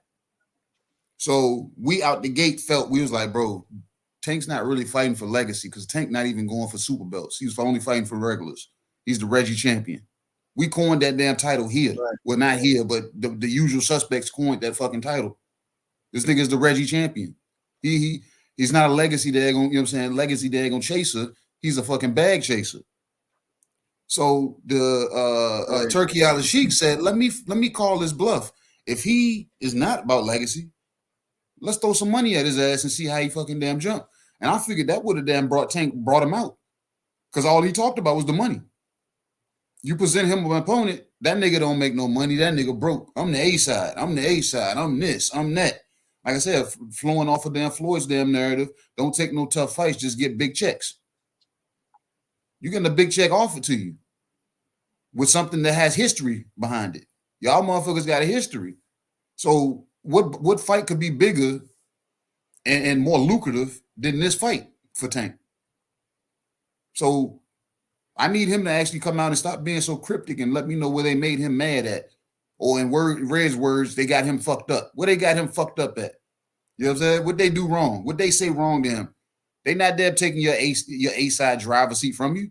We just damn letting you know that the damn bag is going to be big for both of y'all. And nigga, you ain't just getting the lion's shares. We might even split that bag down the middle. We might put up 100 million for this. You get 50, Dev get 50. Who mad at that? So are you fighting for legacy, or are you fighting for the bag? Or you just ain't fighting, or you just ain't fighting who you should be fighting. You want to keep daggone staying on the Mexican diet because it worked for Uncle Damn. It worked for Unc and it worked for daggone fucking Floyd. This is a new era, man. That Mexican diet don't work no more because it made motherfuckers look at Tank's damn resume and say, bro, Tank's damn two black opponents on his record was early in his career. And you can't find them, neither one of them niggas now. You know what I'm saying? So I ain't gonna tell you to barbecue a mildew, my nigga. I'm gonna tell you either shit, you get the fuck up off the pot. You know what I'm saying? Because like I said, this shit, our fella said it. This nigga's a diva. You know what I'm saying? I need them this. I need that. This is not pristine enough. I need them Alaskan bitches. I don't need just white bitches. You know what I'm saying? Which is it, man? Which is it? You know what I'm saying? So like I said, if Tank needs a daggone fight to come back anyway. This motherfucker, like I said, who said it? One of y'all said it. The face of boxing. We can't daggone the Saudis can't take over boxing without the face of boxing. Well, one of the face of boxing, this little nigga ain't been in the ring in forever. So is he really even the face anymore? You know what I'm saying? The other motherfucker, he has a selective diet that he's putting himself on. I heard about the mall shit. I don't like that shit, man. It's wacky shit. Everybody that's damn saluting that shit, y'all can kiss my ass. Because that's a dumbass fucking fight. No damn well Benavidez deserves that fight. And a few other fighters before fucking damn Maul Charlo that hasn't even fought at fucking damn 68. So, like I said, all these motherfuckers, like I said, they get themselves in this position and then they turn into bitches to me, man. Back once upon a time when niggas was at 35, niggas get undisputed and everybody turned to bitches. Fucking Act called that curse. And we seen it. As soon as motherfuckers got the belt, they got wishy-washy. So, like I said, man, I don't know what the fuck Tank's daggone got going on. And I don't know who's ordering him not to damn take the biggest payday that he can, you know what I'm saying, that he's going to see, especially for a guy that said he don't plan on boxing for long. He's going to retire, you know what I'm saying, as soon as he damn gets into his 30s. And what, he's got like another year? So, nigga, go get paid, nigga. Get paid, yo, nigga, get paid. Why not? Or just go ahead and say I'm scared to death. Because this is a combination. I'm done, man. This is a combination. This is legacy and fucking damn and the bag. Go ahead and get a double whammy on your way out. Yeah, man. My boy KG had a lot to say. I didn't think he was gonna say that much. God damn. Okay. Yeah, man. Shit ain't adding up, man. Mahari, I'm gonna come to you, man. Tank say he need 2 Ferraris, man. Unless, you know what I'm saying, that's the only way he gonna come fuck with them boys in Saudi, man, with his turkey and all that. Well, let me say it in explicit terms that are, I'll put it like this. It's like Tank is like the bitch that always wants to demand everything, and she wants everything to be specifically in detail to what she wants before she comes out of the house and does whatever. That's how I look at Tank Davis in a nutshell. And literally the way I look at Tank Davis here right now, and I'm not calling him by his quote unquote Muslim name, because you can still keep the name that your mother gave you. Okay. But the point here is your resume and what you've been fighting is way below subpar. It's just pathetic. And I'm tired of Floyd Mayweather, Leonard Elby, and the dudes at PBC and Mayweather Promotion trying to continue this little, Hispanic, method to try to help out Tank Davis. The same way that Floyd Mayweather did, the same way that his other family members did. Listen, it's a new generation.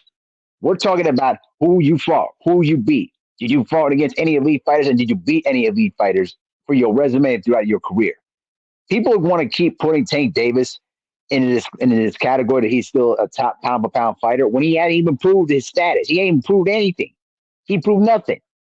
So this tells me that tweet to me it is itself is what I think is probably what it's felt, but more or less is more of the mindset of how Mayweather Promotions thinks. I believe that rhetoric comes from Floyd Mayweather and the fact that he don't want to do no business in Saudi Arabia. He don't want to put no fights of in there. He don't want to take the risk of putting his fighter out there in harm's way against top competition. Because if that would not have been the case, you would have made the Tank and Devin fight out there in Saudi Arabia. Now look, I'm still going to give some benefit of the doubt a little bit, but my patience is running thin on Tank Davis. I tried to defend him when it came to the Lomachenko stuff until the truth was too obvious that Tank dug Lomachenko. Now it's becoming much more too obvious at this point that you just don't want to fight elite fights. You just want to get in there, have some high profile fights, get paid, and then get out. If that's what you want to do, cool, do that. But don't expect anybody to put you on a high pedestal when you're not fighting elite fighters and you're not fighting for any championship fights. Don't seek for that when you're not out there doing the work to become the best fighter that you can be in that division. And since 135 is out there for the taking, why not go in there and fight against Shakur Stevenson and basically give him an opportunity? But we know you won't do it. We know that you can go up to 140. You did it for Mario Barrios. So why is it that now when it comes to Devin Haney and when it comes to other fighters, you won't do it? See, I'm not buying into that nonsense. I'm not buying it, and it just goes to show more of the same level of diva-like behavior that Tank Davis and a lot of other fighters have done here in this generation here in boxing. And that's why many fans don't get into the sport no more because of that level of behavior. It is what it is. So I'm gonna let my plane right there. Good shit. All right, Red. Close us out on this topic, man. Your man say he need 2 Ferraris to come to Saudi, man, and fuck with Turkey. I seen a story of Lil Wayne being out there out in the sand and shit, and they didn't want to let him off out the airport because TSA said he had too much jewelry. And they was like, nah, you got to give us your jewelry and we got to go do this with it and then we'll give it back to you. And Wayne was like, nah, man, I ain't doing all that. And they was like, nah, it ain't nothing else we can tell you. He's like, yo, but I'm here to see, you know what I'm saying? One of the people of the royal family and shit. And he was like, nah, but you still got to do this. This the law. So Wayne said, fuck it. And he was about to get back on the plane and just come back to America and shit. And as he got back on the plane, motherfucking some cars pulled up and it was the member of the royal family that invited him, and he apologized to him. They went straight through TSA, did all that, you know what I'm saying, and everything was wound up being kosher and shit. And he said they was chilling, and the dude said, man, my bad for all the foolishness, man, I'm gonna send a Ferrari out there to you. And he was like, okay. He was like, which one you want, the yellow or the red one? He was like, I want the red one. He said, bet. He said, nigga, when I got back home, nigga, that motherfucking red Ferrari was there. So that's the type of shit they do. And maybe, you know what I'm saying, think he Lil Wayne or something. I don't fucking know. You know what I'm saying? What I do know is I agree with KG. You fuck around and get your bluff called and you fuck around and be looking like a fool out here. You know what I'm saying? Facts. That's not the thing to be doing. People trying to pay you. They trying to see a fight. And I mean, we all know you don't want to fight them. Might as well just say you don't want to fight them, bro. Just say you don't want to fight them. Move on. Everybody move around, man. You know what I'm saying? We know what it is. We see what was going. We know that your stock has dropped dramatically.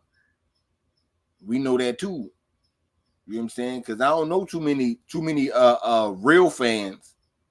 I know you still got a hold of some casuals, but even some of them casuals looking at you crazy because Devin Haney, you know what I'm saying? So, you know, you got the little tank hive, and I know you always gonna have the tank hive. You said a tank hive? Yeah, you know, you come on, man. Come on, man. You don't act like he ain't got the tank hive. They gonna always be there. So it is what it is, man. You know what I'm saying? Do your thing, man. Go ahead and fight El Rayo and knock him out and be the PBC's knockout guy. You know what I'm saying? Hey, man, ain't nothing wrong with that, man. I don't want to. I feel crazy hating on you for you doing that when motherfucker Jake Paul doing the same shit. You know what I'm saying? So what the fuck, man? Be PBC knockout guy. You know what I'm saying? Y'all want to see a knockout? Tune in to Tank Davis this weekend. That's basically what that shit has become.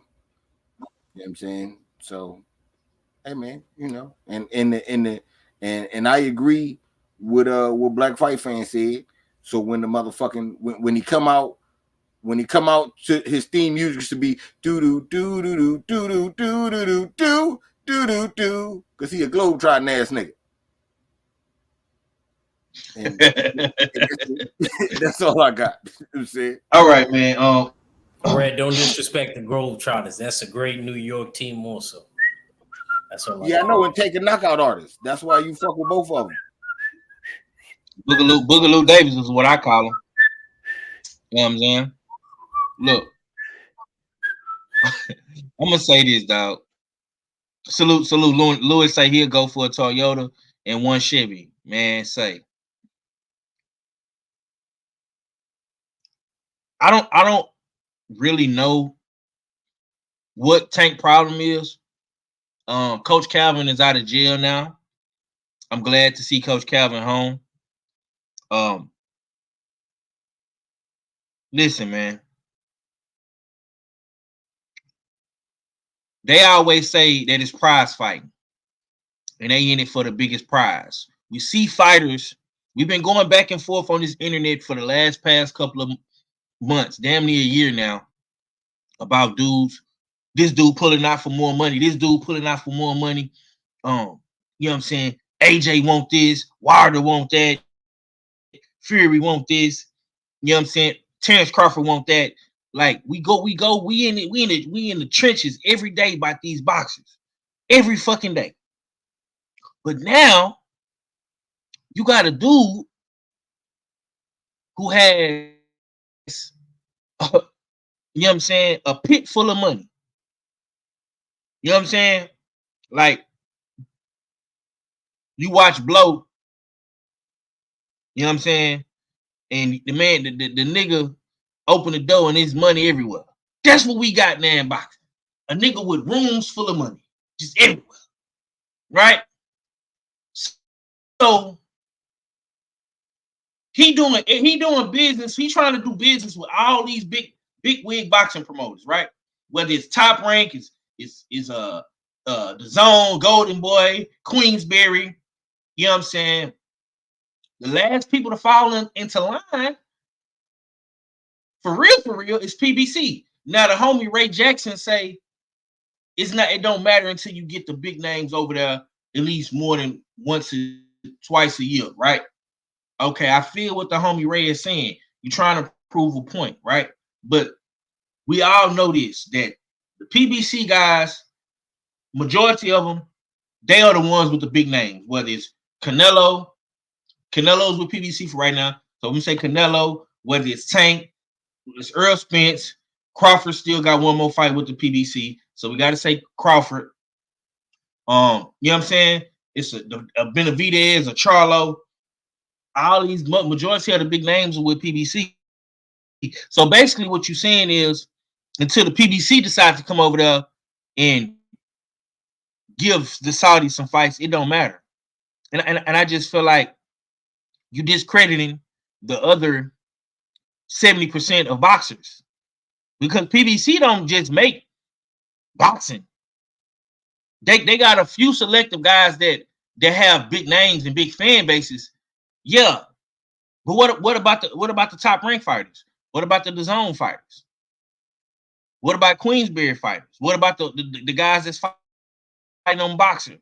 It's plenty other entities that make boxing. PBC don't make boxing. They don't just make boxing. You know what I'm saying? So I think that they need to call Tank bluff. They need to say, oh, you want 2 Ferraris, Tank? Okay, which ones you want? You want the blue one? You want the red one? You want the black one? You want the white one? You want the 88? Which one you want? We're gonna see that too. You want to send to Baltimore? You want to send to Atlanta, Florida? What house you want to send to, Tank? Call his bluff. Like, what more do this man in excellent Turkey gotta say and do to try to get these niggas to come over there? You know what I'm saying? Because I'm tired of this shit with PBC. All these niggas fighting one time a year. Canelo steady ducking Benavidez. I'm tired of that, bro. Tank don't want to fight no other champions. He don't want to unify the division. He don't want to become undisputed. He don't want to fight Dev in the big legacy money fight. You know what I'm saying? Shit is crazy, my nigga. These niggas then got so crazy with the Tank shit. They talking about they want to see Devin Haney versus Boots. That's the thing now. Yeah, they want to see Devin Haney in Boots. Fuck me up when I seen that. So that's the thing now. We as boxing fans, we really pushing for Devin Haney and Boots. Like, what is this shit becoming? So at this point, man, it don't really matter to me no more, man. It don't really matter, man, because PBC gonna get to do what they do, and ain't nobody gonna care. They still gonna go buy tickets. They still gonna buy pay-per-views, and you know when they come out on Amazon Prime, everybody gonna be so happy and all this and all that. I'm telling you right now, if Tank don't fight Devin Haney or Shakur Stevenson, I'm not buying a Tank pay-per-view. I'm not. If Canelo don't fight Benavidez, I'm not buying the Canelo pay-per-view. I don't give a fuck if he is fighting Charlo. We know Benavidez deserved that fight. It's simple. You know what I'm saying? So y'all can come out here and play this game in 2024 PBC. All y'all want to. If my favorite fighter is only fighting one time this year, I'm not supporting them. I'm not. If I only see Charlo one time this year, if he lose to Canelo, I'm not supporting anything Charlo. I'm not. If I only see David Benavidez one time this year, I'm not supporting David Benavidez. I'll buy a T-shirt or something, but I'm not finna buy a fight. I'm not doing it. Tank Davis only fight one time this year, and he fighting El Rayo. I'm not supporting Tank Davis. It just is what it is at this point, man. And I don't want to rant too long about it, man. We've been on this subject long enough, man. Real quick, man. I want to play this video, man. This is what Tim Bradley had to say yesterday. And I got one question in the title of this actual video, man. She laughing for it, bro. What the clip is. I don't know what the clip is, but when you start the clip off with this, what Tim Bradley had to say.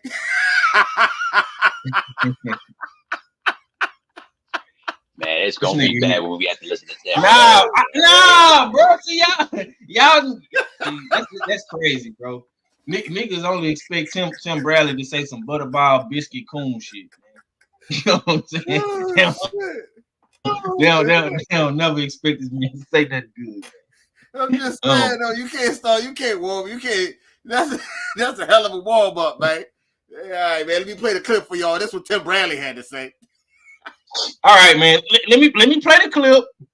This is what Tim Bradley had to say about women's boxing. I do think Butterhead Bradley was on to something, man. This is what he had to say. Why is it that 1 minute would make such a big difference, Tim?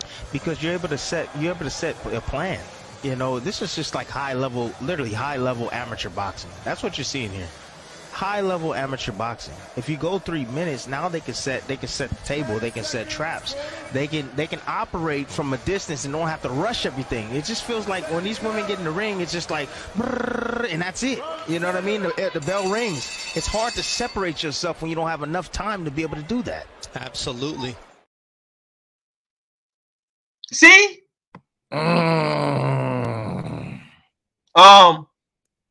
Since all fella came off you first, what do you think about what Butterhead Biscuit Bradley had to say, man? And does women boxing need to change based off what you saw in Natasha Jonas and Mayer's controversial decision? Go ahead, man. From the words of Jigga Man, a broken clock is right 2 times a day. Tim Bradley right on this one. I mean, what we saw was like high-level amateur boxing. We was all backstage watching it, and it seemed like the fight just blew by too fast. You know what I mean? First round, and then next thing you know, the 10th round comes and the fight's over. He right about there's not enough time for these ladies to set traps. And one thing I remember from the Amanda Serrano fight, that her last fight was 3-minute rounds. And I was expecting to see a stoppage in the later rounds, but we didn't see a stoppage. But what we did see was more skill at play, more traps being set. It wasn't forced, or it wasn't the action wasn't sped up like I feel that we watched with Jonas and Michaela Mayer. Just speed. They was running through everything. And so it makes it harder to differentiate who's doing what in the fight. It was a close fight nonetheless, but to sum it all up, I'm gonna have to agree with Tim Bradley on this one, and I would prefer for the ladies divisions to move up to those 3-minute rounds. I don't know if it's so much an issue with the ladies. It's these sanctioning bodies, I think, that are holding these ladies back from doing the 3-minute rounds. Why you see Amanda Serrano drop that WBC belt, because the WBC ain't about that action. They prefer the 2-minute. You know, dig? So once again, a broken clock right 2 times a day. Tim Bradley right today on this one. All right. I want to come to the good doctor, man. He look at boxing from a coach's perspective. Do you agree with Tim Bradley, what he said, man? I mean, or do you disagree? I agree with it because when you watch some of these women in training, the clock is still ran off of 3 minutes. They don't shorten the clock in training, and you know what I'm saying? Because like I said, that buzzer in the gym, and Act can attest to this, everybody's running off that same 3 minutes, regardless if you're doing damn ropes, sparring, bag work. When that buzzer goes off, everybody's responding to that same buzzer, and usually that buzzer is running off of 3 minutes. So these ladies are training at a 3-minute pace. So when they get in the ring, it's hard for them to break that that round down, because I'm the same way I break a fight down into 4 quarters. That round is broken down into 4 quarters, and they're robbing themselves of, you know what I'm saying, every quarter inside of that 3 minutes, that 45 seconds every 3 minutes. they're robbing themselves of 15 seconds by fighting that 2-minute rounds. So, like Tim Bradley said, you cutting yourself off from setting traps, setting bait, setting traps, trying to damn set the tone, whether it's inside the ring, against the ropes. Soon as you get into gear, the round is already over. You know what I'm saying? So they gotta, like he said, it's a glorified amateur, a high level amateur fight, because Act knows this as an amateur. You had 3 to 4 rounds. When that fight starts, you can't plod around and sit back and try to wait for anything, because you only got 2 minutes. You got 6 minutes. You got 6 minutes to make something happen, and that's 3 rounds. So with these ladies in 10 rounds, 20 minutes goes by fast. All of us said it. And based on the level of action that was in this fight, it never gave Michaela Mayer the chance to actually possibly finish them, Natasha Jonas, or Natasha Jonas actually turn on the back half of those rounds and actually win those rounds. You got 1 minute, damn, sell yourself, and the other minute the opponent's trying to sell themselves. Is that 2 minutes goes by too fucking fast. Like I said, especially with these ladies training at a 3-minute damn pace doing training. So like I said, they're robbing themselves. So trying to break down 4 quarters of a round is kind of hard when it's 30 seconds, 30 seconds, 30 seconds, and you've been training for 45 seconds, 45 seconds, 45 seconds. So it made sense when Amanda Serrano brought it up, and her fight went through as a 3-minute fight. We saw how that fight went, but I said something along the lines of that fight. I was like, bro, I don't mind women fighting for 3 minutes, but I don't think this should have been the fight that was fought at 3 minutes, because it was kind of boring. You know what I'm saying? Because it seemed like that last minute, those ladies, you know what I'm saying, they was just in there. Now this fight, maybe if we were introduced to the 3-minute, you know what I'm saying, rounds with Mayer and them Jonas, we might have been on the edges of our seats and actually saying, damn, this fight might be a draw, and saying the same thing that everybody was saying. This fight warrants a rematch. You know what I'm saying? So I agree with the motherfucker. You know what I'm saying? I would love to be in present to smack that motherfucker in the back of his head and be like, goddamn, boy, you on to something.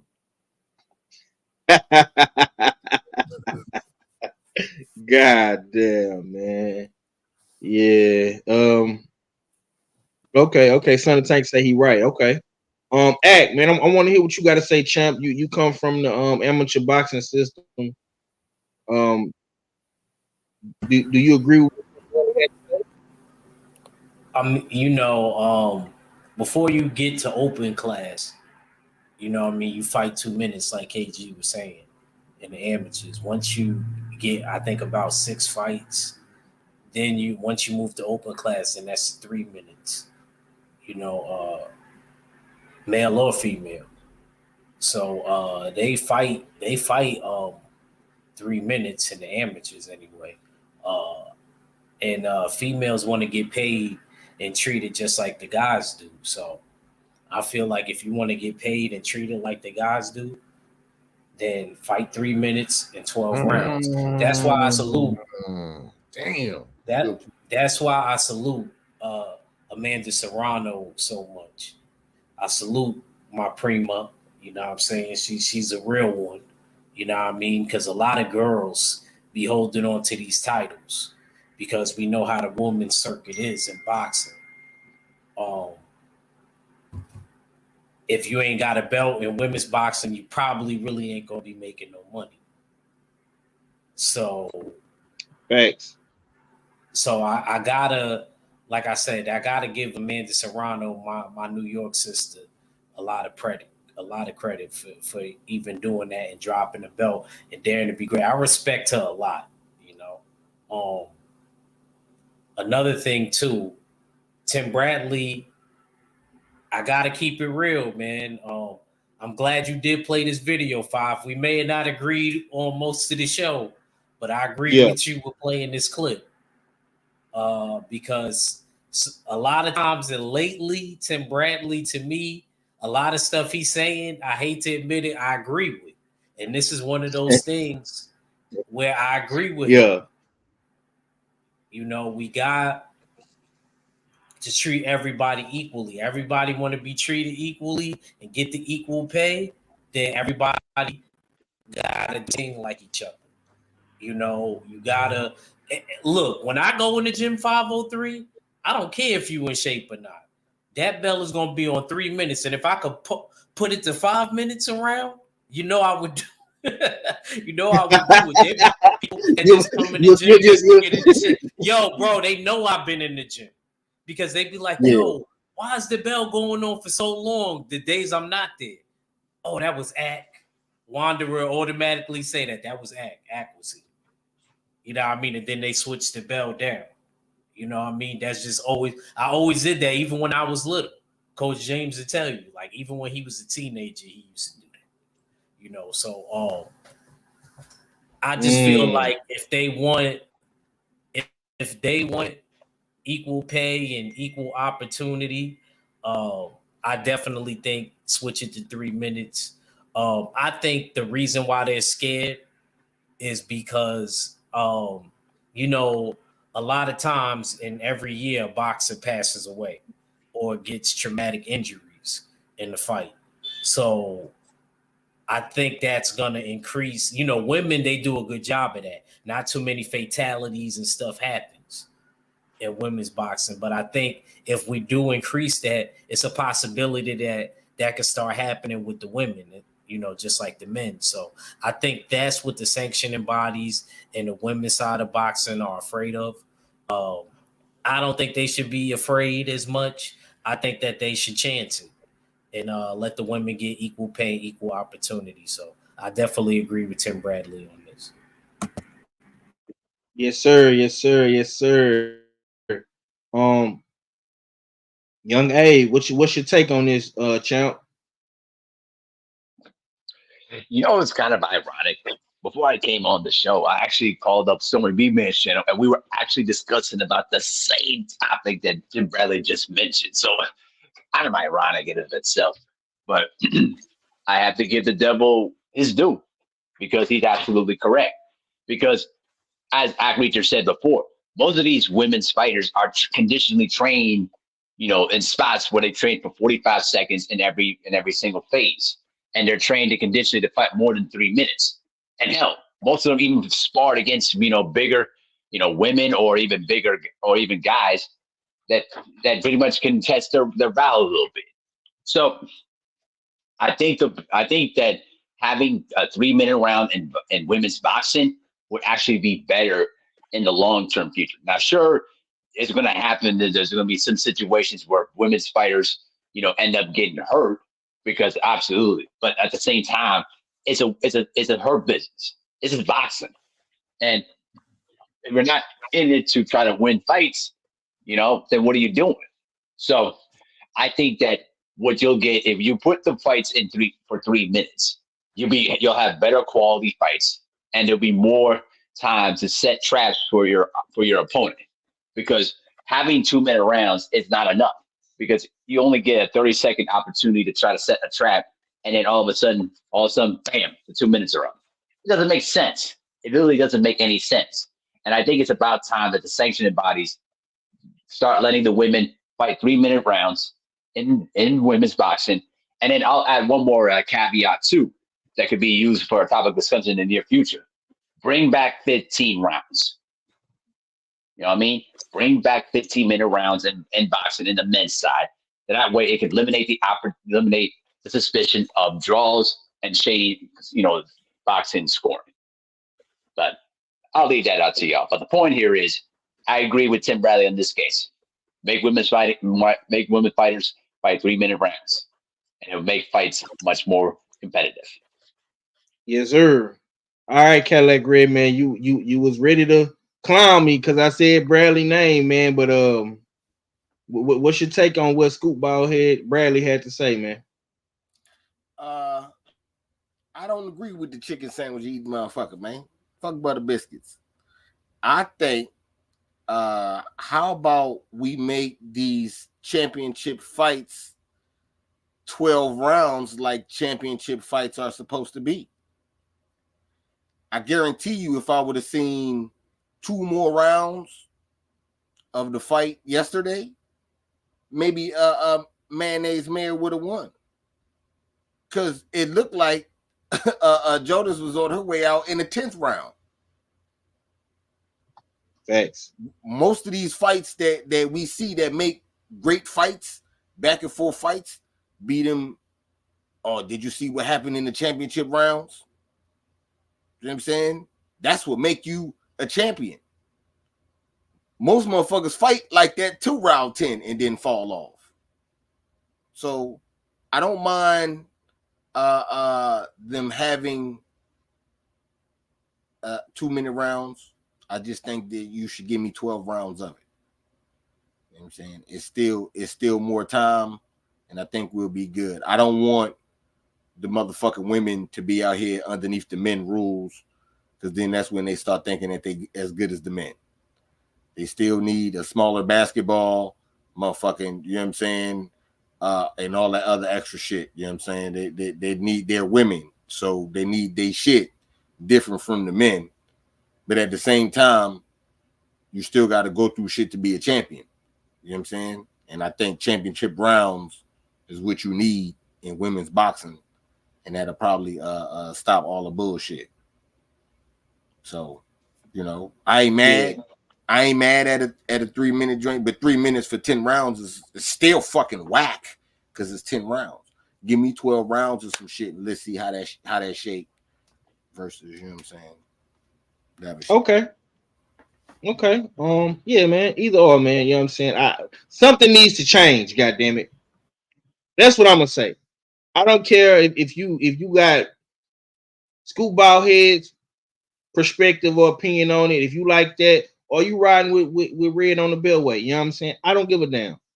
But something needs to change because this shit ain't working. And salute to Serrano, like Axe said, for standing up and trying to advocate for this shit. All these, like I say, I'm tired of seeing these women. All these women be doing is complaining and criticizing, but ain't nobody, besides Serrano, you know what I'm saying, Amanda, advocating for this shit. Why the Quota ain't advocating for it? You know what I'm saying? Why Bumgarner ain't advocating for it? Where's all these popular, you know, women fighters with these platforms? Caroline Dubois. You know what I'm saying? Like, y'all need to come together and change this shit. Something gotta change. You know what I'm saying? Because as long as this stays the same, bro, people like Tim Bradley and his peers who sit on TV, you know what I'm saying, and talk in front of a national audience, and they can sway and, you know what I'm saying, direct the conversation, and, you know what I'm saying, make you believe that women's boxing is high level amateur boxing. You know what I'm saying? They can start making people believe that shit if they say it enough. It's called digital programming. They can program your mind to think that shit if you listen to it long enough. You know what I'm saying? Because they have the platform and the programming to control the image in your mind of women's boxing. He who controls images controls the mind. So Clarissa Shields, Serrano, Caroline Dubois, Savannah Marshall, all you popular Bumgarner, hell, I even throw Ebony Bridges in there. All you motherfuckers that got all these followers, and y'all got all this clout, you know what I'm saying? Y'all gotta advocate to change women's boxing. You know what I'm saying? Because I'm not finna come on this bitch and say Mayor got robbed. You know what I'm saying? When the fight was what, 20 minutes? You know what I'm saying? Maybe if Mayor had 2 more rounds, like Red say, maybe she could have done something different. Maybe if motherfucking she had an extra minute, you know what I'm saying, in each round, maybe she could have done something. I don't know. You know what I'm saying? But we gonna keep that conversation open, man.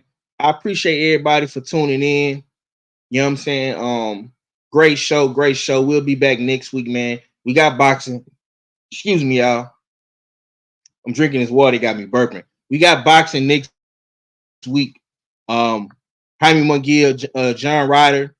Following week, man, we got Teofimo Lopez Ortiz, man. So we finna get back in the groove with these women boxing matches. Goddamn, Detroit just got a motherfucking pick. Look, man, we finna get the hell up out of here, man. We got playoff football on right now. You know what I'm saying? So we got to get the hell up out of here. I'm not even gonna let Phil close us out because I know he want to watch Detroit and Tampa Bay, man. Y'all be sure to check us out on the Beltway tomorrow, man. We'll be back next Sunday. And yeah, man. Until next time, man. Much love to the almighty LDBC usual suspects. We out. I hit them with that act reacher. Y'all gonna learn today. I'm a teacher. That act reacher.